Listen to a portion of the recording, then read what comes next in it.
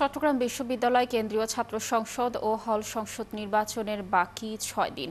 দুপুরে ইশতেহার ঘোষণা করেছে শিবির ও ছাত্রদল সমর্থিত প্যানেল। বেলা ২টায় শিবির সমর্থিত প্যানেলের নির্বাচনী ইশতেহার ঘোষণা করেন ভিপি প্রার্থী ইব্রাহিম হোসেন। ১২ মাসে ৩৩ সংস্কারের কথা জানিয়ে ইশতেহারে প্রাধান্য পেয়েছে শিক্ষার্থীদের আবাসন সংকট ও যাতায়াত দুর্ভোগ নিরসন এবং নারীবান্ধব ক্যাম্পাস বিনির্মাণ সহ ৯টি ফোকাস পয়েন্ট।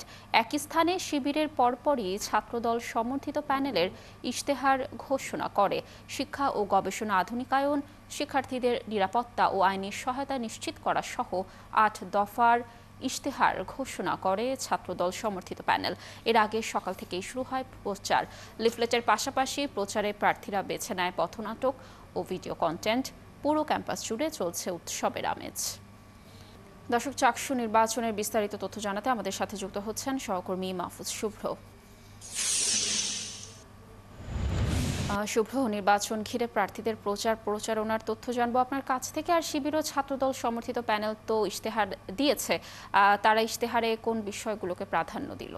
লাবণী, যেমনটি বলছিলেন, চট্টগ্রাম বিশ্ববিদ্যালয় কেন্দ্রীয় ছাত্র সংসদ ও হল সংসদ নির্বাচনের আর বেশি দিন বাকি না, আর মাত্র ৬ দিন বাকি আছে। এই ৬ দিন বাকির মধ্যে প্রার্থীরা কিন্তু তাদের যেই কার্যক্রম, অর্থাৎ প্রচার কার্যক্রম, সেটি কিন্তু খুব চূড়ান্তভাবেই পালন করছে এবং তারা দিনভর ধরেই কিন্তু তাদের যেই প্রচারের কার্যক্রম সেগুলো কিন্তু চালিয়ে যাচ্ছে। এবং আজকে আমরা দেখেছি যে চট্টগ্রাম বিশ্ববিদ্যালয় কেন্দ্রীয় ছাত্র সংসদ নির্বাচনে শিবির সমর্থিত সম্প্রীতি শিক্ষার্থী জোট প্যানেল ও ছাত্রদল সমর্থিত প্যানেল তারা কিন্তু তাদের ইশতেহার প্রকাশ করেছে। এবং এখানে হলো শিবির সমর্থিত যে সম্প্রীতি শিক্ষার্থী জোট প্যানেলের ভিপি মোহাম্মদ ইব্রাহিম হোসেন, তিনি কিন্তু তাদের যে ইশতেহার সেটি ঘোষণা করে এবং সেখানে তারা ৯টি ফোকাস পয়েন্টকে বেশি প্রাধান্য দেয় এবং এর মধ্যে ১২ মাসে ৩৩টি সংস্কার করার কথা তারা কিন্তু জানায়, যেমনটি আপনি বলছিলেন। এর মধ্যে উল্লেখযোগ্য যে বিষয়গুলো, সেই বিষয়গুলোর মধ্যে রয়েছে আবাসন সংকট নিরসন ও উন্নয়নের ব্যাপার, শাটলের সংখ্যা বৃদ্ধি, যেহেতু চট্টগ্রাম বিশ্ববিদ্যালয়ের একমাত্র যাতায়াত ব্যবস্থা শাটল ট্রেনের দুর্ভোগ কমানোর জন্য তারা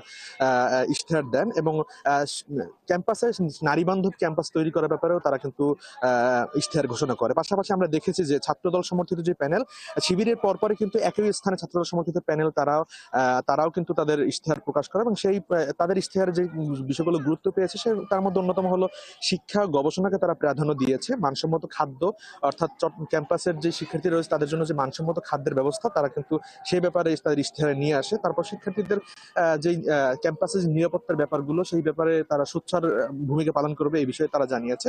নারী শিক্ষার্থীদের জন্য নিরাপদ ক্যাম্পাস এবং নারীদের স্বাস্থ্যের ব্যাপারে তারা তাদের ইশতেহারগুলোতে প্রধানত তারা প্রাধান্য দিয়েছে। এবং এই নিয়ে প্রায় ৮টি দফা ছাত্রদল সমর্থিত যে প্যানেলটি রয়েছে, সেই প্যানেলে কিন্তু তারা ৮টি দফার কথা জানিয়েছে তাদের ইশতেহারে। এরপর আমরা দেখেছি আজকে কিন্তু ছাত্রদল এবং ছাত্র শিবির সমর্থিত যে প্যানেলগুলো রয়েছে, তারা কিন্তু পাল্টাপাল্টি নির্বাচনে আচরণবিধি লঙ্ঘনের কথা জানিয়ে পাল্টাপাল্টি অভিযোগ দিয়েছে। আমরা দেখেছি দুপুর ১টার সময় ছাত্রদলের পক্ষ থেকে শিবিরের বিরুদ্ধে আচরণবিধি লঙ্ঘনের অভিযোগ তোলে এবং এরপর আমরা দেখেছি বিকাল ৪:৩০টার দিকেও কিন্তু শিবিরের পক্ষ থেকে ছাত্রদলের আচরণবিধি লঙ্ঘন হয়েছে বলে তারা কিন্তু নির্বাচন কমিশনে অভিযোগ জানায়। এছাড়াও আমরা দেখেছি দিনভর কিন্তু প্রার্থীরা, স্বতন্ত্র প্রার্থী, একক প্রার্থী যারা রয়েছেন, তারা কিন্তু তাদের যে নির্বাচনী প্রচার কার্যক্রম বিভিন্ন আঙ্গিকে সেটি কিন্তু চালিয়ে গিয়েছে এবং এই নিয়ে কিন্তু চট্টগ্রাম বিশ্ববিদ্যালয়ের নির্বাচনকে কেন্দ্র করে উৎসবমুখর পরিবেশ বিরাজ করছে। লাবণী, শুরু, ধন্যবাদ আমাদের সাথে যুক্ত থাকার জন্য। দর্শক, চাকসু নির্বাচনের প্রচারণা এবং ইশতেহারের